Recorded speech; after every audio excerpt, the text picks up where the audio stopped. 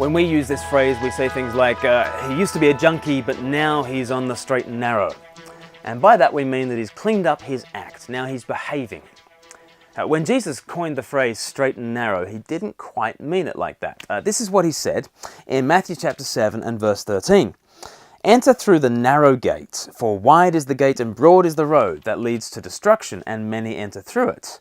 But small is the gate, or the King James Version said, straight is the gate, and narrow the road that leads to life, and only a few find it. So we need to be on the straight and narrow. It's a saying that brings the Sermon on the Mount to its concluding phase. In Matthew chapter 5, we have been introduced to the kingdom through the Beatitudes. That's verses 1 to 12. From verse 13, Jesus tells us that we are to be a counterculturer, a counterculture. As disciples, we are salt and light in a city on a hill. From verse 17 of chapter 5 all the way through to chapter 7, verse 12, Jesus then teaches the way of Christ as the fulfillment of the law. And now, after Jesus has told us the good life, he concludes by laying before us two ways for the listener to respond. In verse 13, there are two gates. In verse 14, there are two paths. In verse 17, there are two trees. In verse 24, there are two houses. In each pair, there is one that represents the pathway of life, and the other is the way of destruction. At this point, it would be easy to conclude that the right way is the way of doing good, and the wrong way is the way of doing bad. Yet, when we consider the rest of the sermon, that can't quite be the lesson. You see, the rejected way of life throughout the Sermon on the Mount has not simply been unrighteousness, far more it has been self-righteousness. It's the scribes and the Pharisees who Jesus has had in his sights ever since Matthew chapter 5, verse 20. Such people give and pray and fast. They do it a lot and they love to do it. They do good from one perspective. And Jesus' hearers would have identified these people as the best of the best. But in the context, we need to see that Jesus puts those do-gooders on the broad road to destruction. Thus, the straight and narrow is not really about cleaning up our acts and behaving a little bit more like the Pharisees, right? Jesus is calling us to a whole new path. Not unrighteousness and not self-righteousness.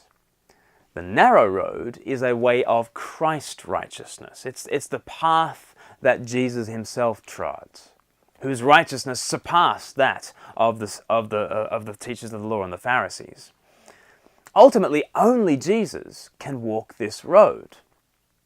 Later in Matthew, he would make this point very memorably. He said, look, if you try to pass through the narrow path to heaven under your own steam, you're as likely to succeed as a camel squeezing through the eye of a needle, right?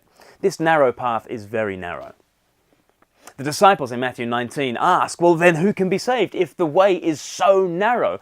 And Jesus answered, Matthew 19, verse 25, with man this is impossible, but with God all things are possible.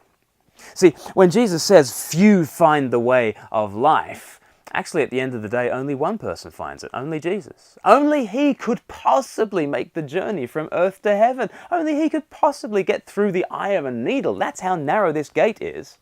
But as Jesus does so, he makes the impossible possible. Jesus walks the path, and then Jesus becomes the path for others. He is the door, according to John chapter 10. He is the way, according to John chapter 14. The straight and narrow is not about moving from immorality to morality. It's not about moving from unrighteousness to self-righteousness. It's about moving from self-sufficiency to dependence, from sinking sand to solid rock, from lost to found, from self to Christ.